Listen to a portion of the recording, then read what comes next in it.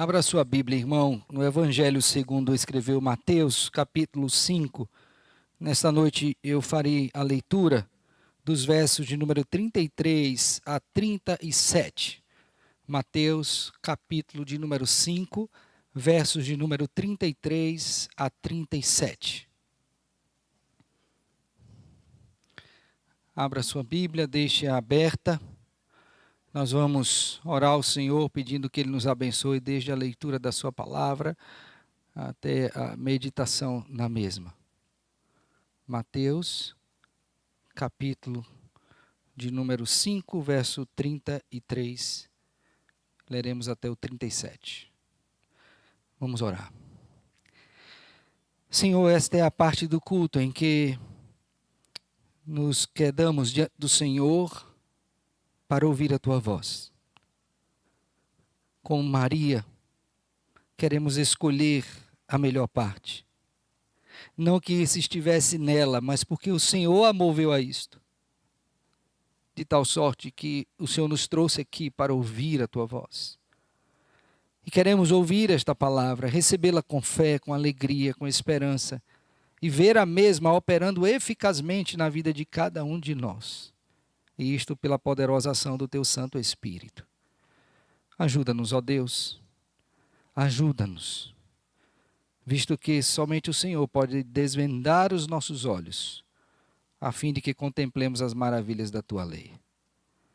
Oramos ao Senhor porque cremos no Senhor e sabemos que o Senhor é bom e sempre faz o bem. Assim aguardamos também nesta noite, em Cristo, nosso Senhor e Salvador, com gratidão e perdão dos nossos pecados. Amém. Assim nos diz a palavra do Senhor, Mateus capítulo 5, verso 33 a 37. Também ouvistes que foi dito aos antigos: não jurarás falso, mas cumprirás rigorosamente para com o Senhor os teus juramentos. Eu, porém, vos digo, de modo algum jureis, nem pelo céu, por ser o trono de Deus, nem pela terra, por ser estrado dos seus pés, nem por Jerusalém, por ser a cidade do grande rei. Nem jures pela tua cabeça, porque não podes tornar um cabelo branco ou preto. Seja, porém, a tua palavra, sim, sim, não, não. O que disto passar vem do maligno. Amém. Meus irmãos, se tem uma coisa que nós temos dificuldade, também nos dias de hoje, é com a verdade. Eu creio que todos nós, a começar dos menorzinhos aqui, as crianças, já tiveram algum tipo de experiência com a verdade e com a mentira. Por exemplo, eu não sei se isso aconteceu com você, mas era muito comum na minha época, na infância. Quando a gente queria falar alguma coisa que não era verdadeira, mas a gente queria mostrar à pessoa, a gente adotava o procedimento, e isso, logicamente que eu não tinha conhecimento da verdade, de cruzar os dedos. E aí botava o dedo para trás, e falava, e mentia. Mas pelo fato de estar com o dedo cruzado, então é como se aquilo não lhe afetasse. Ou quem sabe alguns, não é, mais espertos, porque pedia para botar a mão para frente e via que o dedo estava cruzado, e dizia com o pé calçado, cruzava o dedo do pé, porque aí ninguém via. Talvez os homens não vissem. Alguns mais audaciosos chegavam a fazer vários juramentos. Eu juro pela saúde da minha mãe, que eu muito amo. E outros aí diziam, eu quero que um raio caia na minha cabeça agora. E corria para debaixo da marquise. O fato é, irmãos, que nós temos dificuldade de ser verdadeiros. E isso é comum a toda a humanidade. Porque todos pecaram e carecem da glória de Deus. E desde o Éden esse foi um problema. Não porque Deus tenha criado Adão em pecado, não. Deus criou tudo muito bom. Mas a serpente se aproximou da mulher, convenceu da prática do pecado, Adão conjuntamente também foi tentado e caiu, e depois dali, todos, depois de Adão, têm dificuldade com a verdade. E antes de você dizer que não tem, eu quero que você pare e reflita muito bem se alguma vez na sua vida você mentiu. Se você for sincero, irá admitir. Não uma, nem duas, mas muitas vezes. Talvez você tenha feito isso agora, no culto. Eu não vi, a pessoa que está ao seu lado não viu, mas Deus que é tudo vê, viu. Então, aquele que é cidadão do reino de Deus, aquele que pela graça ingressou nesse reino, precisa aprender que todo cidadão do reino de Cristo deve primar pela verdade em todos os seus relacionamentos, tanto com Deus quanto com o homem. E o Senhor Jesus Cristo está percebendo isto, porque Ele conhece a natureza humana, e Ele é a própria verdade. E Ele então vai devotar um tempo a ensinar aos seus discípulos, aos seus cidadãos, qual é esta relação que nós devemos ter, a semelhança daqueles do passado com a verdade. Lembre que o Senhor Jesus Cristo, conforme o Evangelho de Mateus, veio a partir de uma promessa do Deus verdadeiro. E você vai ver, como eu disse no nosso último encontro, as várias expressões que se repetem, né, ao longo do Evangelho de Mateus, diz que para que se cumprisse a palavra do profeta. Mostrando que o Deus verdadeiro não negocia a sua palavra, não negocia a sua verdade, tudo o que ele diz é verdade. Mas os seus discípulos também precisam ser assim. Daí é também importante que você perceba que o ingresso nesse reino se deu pela graça do Senhor, a graça do arrependimento, conduzindo pecadores a assumirem a sua condição deplorável diante do Senhor. A lei revela esta condição e, ao mesmo tempo, pela graça do Senhor, pedindo perdão pelos seus pecados, confessando tais pecados e abandonando. Então, arrependimento é uma condição básica para você ser cidadão do reino de Deus. E aqui, tanto João Batista como o Senhor Jesus Cristo enfatizou isto na sua pregação. Também devemos admitir, irmãos, que aqueles que são cidadãos do reino de Deus, eles choram pelos seus pecados. Não é verdade? É isso que temos na primeira bem-aventurança, e ele diz assim, bem-aventurados humildes de espírito, porque deles é o reino dos céus, humildade, a graça do arrependimento. E aí depois ele diz, bem-aventurados que choram. Chora por quê? Porque é pecador. Então, se você é cidadão do reino, você precisa admitir que você tem dificuldade com a verdade. Esse é um assunto que diz respeito a você, a mim. E a grande questão é, o que fazer? E Cristo nos mostra em 3 passos. E aqui eu não estou dizendo 3 passos para você falar sempre a verdade. Eu estou mostrando a evolução do texto, tá? Como é que você, como cidadão do reino, deve lidar com essa questão da verdade? A primeira está aí no verso de número 33. Um cidadão do reino de Deus deve primar pela verdade em todos os seus relacionamentos, primeiro, jamais adotando a ênfase errada acerca da própria verdade. Porque foi isso que os antigos disseram. Note que no verso de número 33, deste capítulo 5, ele diz, também ouviste que foi dito aos antigos, não jurarás falso, mas cumprirás rigorosamente para com o Senhor os teus, o quê? Juramentos. Qual era o problema aqui? Não era de juramento. Porque a Bíblia também recomenda que sejam feitos juramentos e votos. Tomados no ambiente de culto, eles são corretos, não há erro nisso. O problema aqui estava na ênfase que eles deram. Qual era? É que você deveria cumprir todos os seus juramentos para com Deus. A ênfase não estava na verdade, mas na pessoa a quem eu jurava. Logo, qual era a consequência disto?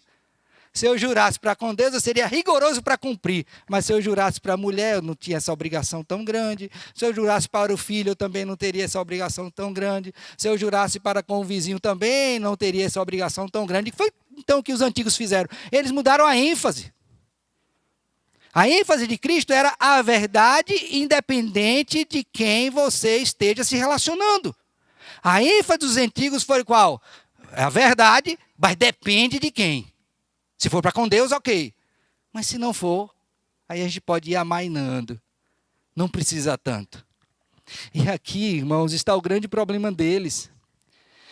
Porque independente da pessoa com a qual estejamos nos relacionando, sempre precisamos falar a verdade. Sempre a verdade deve ser alvo da nossa estima e prática. Então o Senhor Jesus Cristo está corrigindo aqui a ênfase errada daqueles homens. Porque eles tiraram o foco da verdade e puseram na pessoa diante da qual eu faria o juramento. E me parece que essa tem sido a postura ainda hoje nos nossos relacionamentos. A semelhança daqueles antigos, nós também parecemos dar uma ênfase diferente. Tanto é que a gente acaba qualificando, né? Não, foi para ele ali, o vizinho não tem tanto problema, mentir para o vizinho não tem problema. Mas se fosse para o pai, talvez fosse mais grave. E se fosse para Deus, então aí que seria um problema terrível. Onde é que está essa graduação na Escritura? Não existe. Por quê? Porque a ênfase está onde? Na verdade. Então, a primeira coisa que eu e você devemos fazer é tirar o foco das pessoas e lembrar que o foco está onde? Naquilo que é dito, naquilo que é prometido, na verdade que há nisso. Independente de quem seja. Deixe-me ilustrar isso. Imagine que você tem um filho ou uma filha, e aí você promete algo para ele. Pais, prometeu. E eu espero não botar os pais em aperto, tá? Mas vamos lá. Imagine que você tem um filho e você prometeu algo para ele. Eu vou no shopping com você tal dia. Mas no seu interior, você já sabe que você não tem condição de cumprir aquela promessa. Mas, para o menino não ficar perturbando, não ficar no seu pé agoniando que você vai ganhar um tempo com isso. Aí você bota a data lá para frente para você ter mais tempo ainda. E aí ele acomoda e diz, não, o papai prometeu. Aí quando chega no dia, o menino não esquece, não é? Aí ele fala, pai, amanhã é o dia que o senhor falou que a gente ia lá no shopping. Eu disse, o quê, menino? Como é? Não, não foi bem assim, não. Assim não, meu filho. É dia 30. Eu conheci uma pessoa que ele dizia assim, para o mês. Mas qual mês? Para o mês nós vamos. Para o mês, né? Falava assim, para o mês, era o próximo mês. Mas ele falava, para o mês nós vamos. Aí se aproximava o mês, nada, e nada, e nada. Era isso que os antigos fizeram. Eles tiraram a ênfase da verdade e puseram na pessoa. Ou seja, como é para o menino? É filho? Não, filho, não. Deus disse, não, meu filho, a ênfase está errada. Se você prometeu a uma criança, ou se você prometeu para Deus, o padrão da verdade vale tanto para Deus quanto para a criança. Os antigos disseram não. Inclusive fizeram uma lista de prioridades de cumprimento de deveres. Olha só a que ponto chegou. Existia um documento chamado Mishnah, onde eles estabeleciam o padrão de prioridades para quem eu devia ou não cumprir o juramento. Alguns eu podia até não fazer, outros não. Deus corrige isso. Então, a primeira coisa que eu tenho que fazer, jamais adotando a ênfase errada. A ênfase tem que estar sempre onde? Na verdade. Independente para quem eu diga. A segunda coisa que Cristo nos ensina, irmãos, está agora nos versos 34 a 36. Veja comigo. Ele diz, olha, eu porém vos digo, então a correção, não é? De modo algum jureis, nem pelo céu, por ser o trono de Deus, nem pela terra, por ser estrado de seus pés, nem por Jerusalém, por ser a cidade do grande rei, nem jures pela tua cabeça, porque não podes tornar um cabelo branco ou preto. Cristo aqui não está dizendo, é bom que se diga aqui, que não se deve fazer qualquer tipo de voto ou juramento. Não é isso que está sendo dito. Inclusive, é importante que a gente considere o que a nossa confissão de fé traz nesse sentido, no que diz respeito a juramentos e votos. Então, você vai ter um capítulo na nossa confissão de fé que fala sobre juramentos e votos legais, inclusive com amparo bíblico. O livro de Hebreus traz instrução sobre isso. Quando nós vamos batizar os nossos filhos, nós fazemos juramentos e votos no culto. Quando nós vamos professar a fé, os votos para a licenciatura, a ordenação, trazem também isto, ou seja, tomados diante de Deus e diante de muitas testemunhas, são legais. Então, Cristo não está dizendo para não ter juramento e voto. O que ele está aqui agora contrariando é o seguinte, não faça isto interpondo tais coisas. Aí ele cita, primeiro, não jure pelo céu. Por quê? porque é o trono de Deus. Depois ele diz, não jure também pela terra, porque a terra é o estrado dos pés de Deus. Depois ele diz, não jure por Jerusalém, porque é a cidade do grande rei, é a cidade do Senhor. Por que ele cita essas coisas? Porque eram as coisas comuns daquela época. Eu juro pelos céus que eu não fiz isto. Ou juro pela terra que eu vou fazer isso. Ele disse, não, você não pode jurar. Sabe por quê? Porque quem lida com a verdade tem que entender a segunda coisa, que a sua vida é toda tomada diante de Deus. Ouça bem, toda a sua vida está diante de quem? De Deus. Então, se você jurar pelo céu, de quem é? De Deus. Se você jurar pela terra, de quem é? De Deus. Se você jurar por Jerusalém, de quem é? De Deus. E se você jurar pela sua cabeça, ele diz, olha, sua cabeça também é de Deus. Porque você não pode tornar um fio de cabelo branco ou preto, ou seja, tudo é de Deus. Em outras palavras, no Senhor existimos e nele nos movemos. Então não há um só lado para que nos movamos, que não estejamos diante da presença de quem? De Deus. Logo, todo juramento é tomado diante do Senhor. O fato de eu colocar estas coisas interpondo ao juramento não quer dizer que eu esteja desobrigado a cumprir ou que eu posso falar outra coisa que não seja a verdade. Nenhuma dessas expressões vai validar o que eu disse. Então o cidadão está mentindo e diz, eu juro pela saúde da minha mãe. Como se o fato de jurar por ela fosse verdade. Não, filho. Não é a interposição que vai validar. A verdade não precisa disto. Ela é a verdade. Ela é absoluta. Ela não carece de defesa. É a verdade. Então o Senhor Jesus Cristo olha para essas coisas e diz assim, olha, vocês precisam parar de estabelecer essas ligações, porque na verdade quando vocês fazem isto, quando vocês juram por isto ou aquilo, o que vocês estão revelando, no fundo, é a hipocrisia. Porque vocês juram pelo céu, juram pela terra, os seus lábios estão dizendo algo, mas no seu coração o que tem é mentira. Então não jure. Não jure. Porque Deus vê o seu coração e sabe se você está sendo verdadeiro ou não. E se nas suas palavras há hipocrisia. Então a primeira coisa que Cristo nos ensina, irmãos, é que nós não devemos jamais tomar a verdade com a ênfase errada. Segundo, que nós devemos sempre lembrar que vivemos sempre diante de Deus. Não importa pelo que você jure, toda a nossa vida é tomada diante de Deus, porque nele existimos e nos movemos. Mas a terceira coisa que Cristo nos ensina está no verso 37. Veja comigo. Olha o que ele diz assim, ó. Seja, porém, a tua palavra sim, sim, não, não. O que passar disto vem de quem? Do maligno. Sabe o que Cristo quer dizer?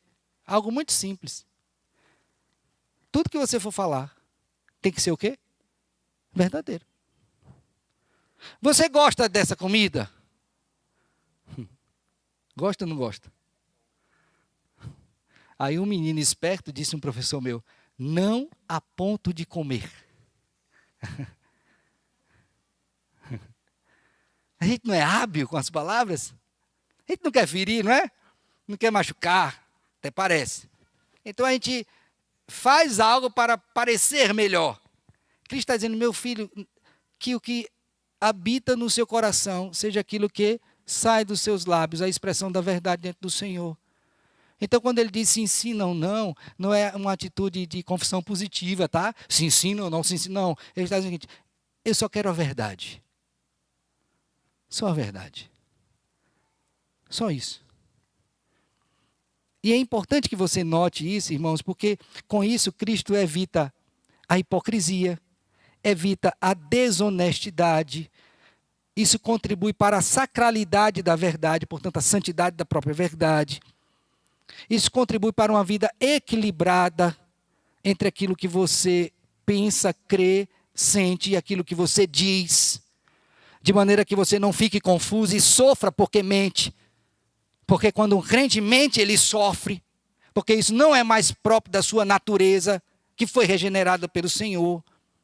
Então, essas questões que ele está mostrando, de que maneira? Diga sim ou não. Então, quando o menino pede para ir no shopping, você tem que dizer o quê? Se você pode, filho, nós podemos ir tal dia e vai. Se você não pode dizer, olha, eu não posso prometer isso agora porque eu não sei o que vai acontecer amanhã. Mas se estivermos bem, nós nos planejaremos e iremos para o shopping. Manter a verdade. E aí ele já estabelece, na mesma sequência, o porquê eu devo ser verdadeiro. Porque a mentira, ela provém de quem? Daquele que é o pai dela. Por isso que ele diz no final, olha, o que disso passar vem de onde? Então, todas as vezes que eu ou você mentirmos, a quem estamos nos assemelhando? Ao nosso Pai do céu ou ao diabo? É tanto que os mentirosos não entrarão no reino dos céus. E isso é tão interessante que Davi fez um salmo, Salmo 15, abra aí sua Bíblia, por favor. Salmo 15. Um salmo até que a gente canta aqui, não é? Quem, Senhor, habitará no teu tabernáculo? Quem há de morar no teu santo monte?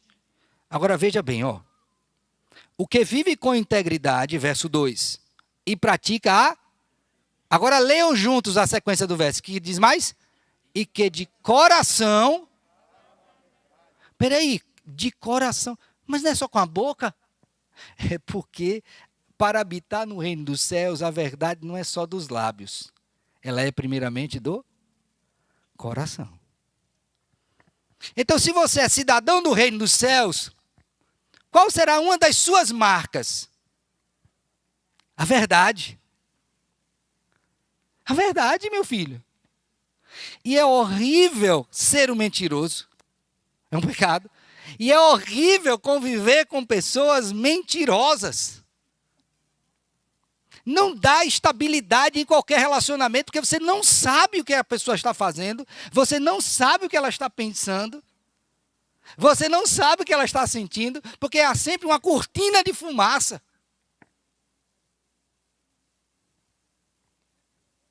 O que disso passar vem do maligno. Satanás é hábil em mentir.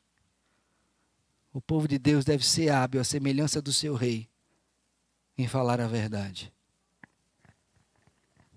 Então, como é que Cristo quer que a gente lide com isso? Primeiro, entendendo que a ênfase está na verdade. Segundo, entendendo que toda a nossa vida é tomada diante de Deus. Não adianta jurar por A, B, C ou D. É Deus que está diante de nós. Para que jurar se você sabe que Deus está presente? Ele é a testemunha grande, que sonda mentes e coração. E terceiro, lembrando que um cristão sempre fala a verdade. Porque se ele fizer algo diferente disso, ele está se assemelhando não ao seu rei, mas ao grande inimigo das suas almas, que terá todo o prazer de ver você mentindo e inventando outra, e outra, e outra, até que você se embarace completamente e já não tenha mais como sair. Que lições nós podemos tirar para a nossa vida disto? A primeira delas, ame a verdade. Ame a verdade. O Senhor Jesus Cristo disse que a tua palavra é a verdade. Quando você lê a palavra do Senhor, é a verdade de Deus que foi posta para você. Ame a verdade. Ame falar a verdade. Ame viver na verdade.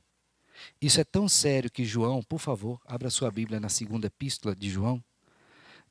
Note bem o que ele disse sobre o seu grande prazer, tá? Talvez um dos seus grandes prazeres na vida, como presbítero e também como apóstolo.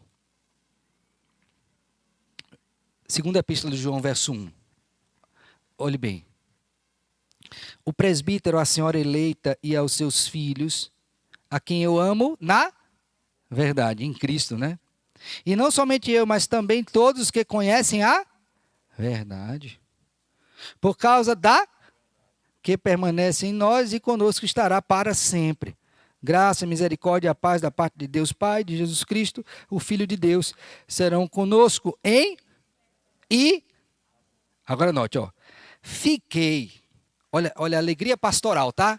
Vocês querem deixar o pastor alegre e, sobretudo, Deus glorificado, que isso é o mais importante, está aqui, ó. Fiquei sobremodo alegre em ter encontrado dentre os teus filhos os que andam na verdade, de acordo com o mandamento que recebemos da parte do Pai. Ele está feliz por causa de quê? Porque os crentes estão andando na verdade. Agora veja. E agora, Senhora, peço-te, não como se escrevesse mandamento novo, senão o que tivemos desde o princípio, que nos amemos uns aos outros. E o amor é este, que andemos segundo os seus mandamentos. Este é o mandamento, como ouvistes desde o princípio, é que andeis nesse o quê? Amor. Eu fico tão feliz quando eu vejo os crentes andando na verdade, disse João. E essa é a alegria ainda hoje, saber que alguém que foi amado por Jesus Cristo anda na verdade. Então a primeira lição que eu queria que você tirasse ao ler esse texto: Senhor, me ajude a amar, viver na verdade. A segunda coisa que eu queria que você olhasse para esse texto é cuidado com a mentira. Se por um lado você deve amar a verdade, por outro você deve o quê? Odiar, aborrecer, detestar o quê? A mentira. E, irmãos, tristemente, por causa da nossa condição decaída, nós somos inclinados a isto. Tanto é que Deus tem que mudar o nosso coração e inclinar aos seus mandamentos, a verdade. Porque senão nós andaríamos sempre na mentira. Mas uma vez que fomos regenerados, o que é que eu e você temos que fazer quando vemos um texto como esse? Senhor, dá-me a graça de abominar a mentira. Viver na verdade. Falar a verdade. É isso que nós precisamos fazer, irmãos. E na medida em que fizermos dessa forma, os nossos relacionamentos serão mais saudáveis. Odiando a mentira. Podendo chegar para o esposo, ou para a esposa, ou para o filho, dizer: filho, olha, eu sinto lhe dizer, mas isso não é a verdade. Ou quem sabe confessar o pecado, dizer: olha, esta não é a verdade. Eu fiz, foi assim, assim, assim, eu menti para você. Verdade. Verdade. Então, se por um lado você deve amar a verdade, deve aborrecer o quê? A mentira. A terceira coisa importante que esse texto nos mostra, irmãos, é que verdade não é apenas uma questão dos lábios, mas é antes do coração. Então, se você lida com esse problema de ser verdadeiro, o seu problema está no coração, meu filho. É no coração. Não queira ir para o psicólogo para descobrir isso, não. Porque ele nem pode entrar lá. Não queira tomar remédio para resolver problema de verdade, não. Porque remédio não vai no coração, não, meu filho. Na sede das emoções, jamais, não pode. Só Deus chega lá. Só Ele conhece, só Ele sonda. Só Ele tem poder para mudar. Então, se você é um daqueles que tem dificuldade com a questão da verdade, que você vive na mentira, enganando, sendo enganado, em nome de Cristo, trate o seu coração. Confesse ao Senhor. Deixe isso. Se não consegue, peça ajuda. Mas deixe a mentira. Que coisa terrível.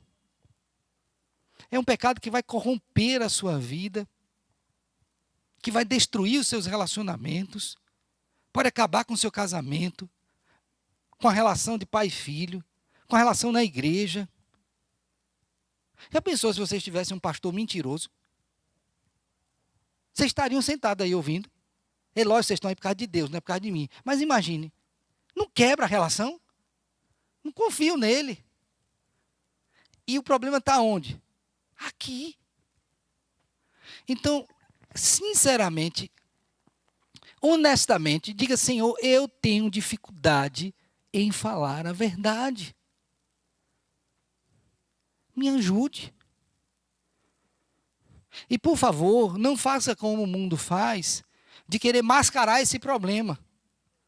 Dizer que não é isto. É porque eu minto um pouquinho.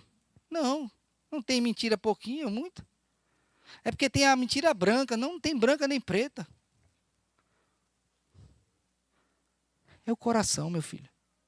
Então abra seu coração para o Senhor e diga: Senhor, me ajude. Eu preciso lidar com isso. Porque isso está acabando comigo. Está acabando com a minha vida. Está destruindo minha família. Está destruindo meu trabalho. E eu preciso lidar com este problema. A quem você acha que pode enganar? A Deus? Então não é melhor você abrir seu coração e dizer a verdade? Mas aí tem a última coisa que eu quero que você lembre para os crentes. Às vezes a gente quer ser o super sincero, né? Só que tenha cuidado, porque a verdade precisa ser bem utilizada. Por quê? Porque se ela não for dita em amor, ela pode ser destrutiva. E tem muita gente que usa a verdade para destruir. E não é assim. A verdade ela é dada para edificação. Por isso que Efésios 4:29 mostra-nos 3 princípios básicos para o uso da verdade.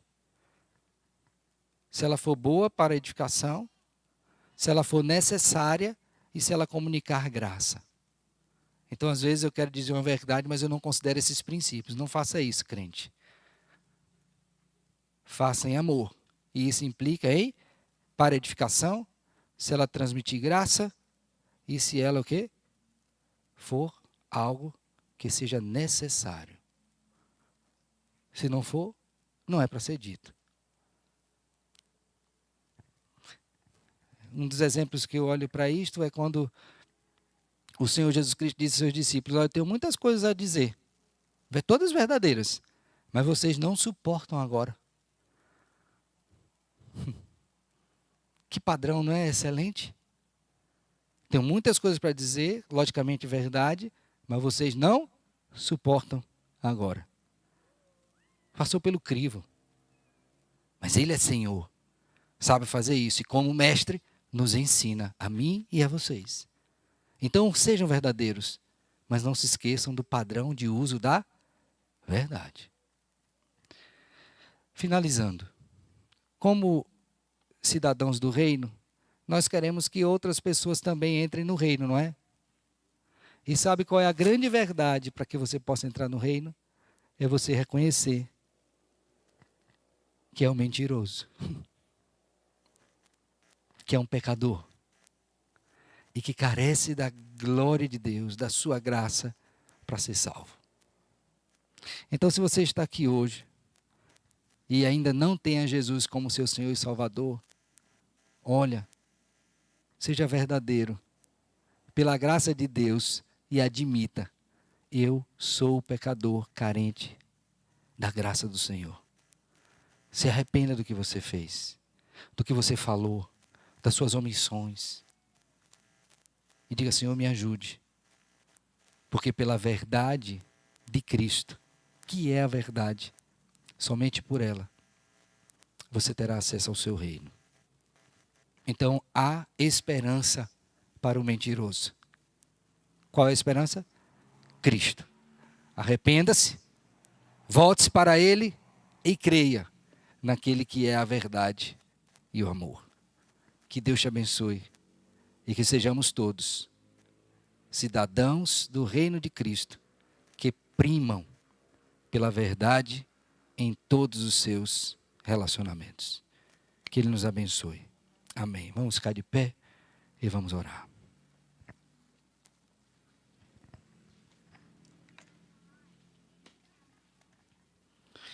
Ó Deus, graças te rendemos por tua palavra, que nos ensina a grande importância da verdade nos nossos relacionamentos. A começar com o Senhor e refletindo isso com o próximo. que nunca, jamais mudemos a ênfase. A ênfase está na verdade. Independente de quem esteja conosco no relacionamento. Ajuda-nos, Pai, a jamais interpor coisas nos nossos juramentos. Porque a nossa vida é tomada diante do Senhor. Então, por que jurar por isto ou aquilo, se a nossa vida está no Senhor? Dá-nos graça também, ó Deus, para nos assemelharmos ao nosso Rei, Jesus. Porque se a nossa palavra não é sim ou não, nos assemelharemos ao maligno. E não é isto que caracteriza os cidadãos do reino de Cristo. Ajuda-nos. Se porventura há algum de nós aqui, ó Deus, que lida com este problema, este pecado, dá-nos graça para nos arrepender e passarmos a falar a verdade. Porque bem sabemos que os mentirosos não entrarão no reino de Deus. Que isso seja visto nas crianças, nos adolescentes, nos jovens, nos adultos, nas famílias, Senhor. Ajuda-nos, Pai. Nós te pedimos, reconhecendo a nossa plena dependência do Senhor. Assim oramos em Cristo. Amém.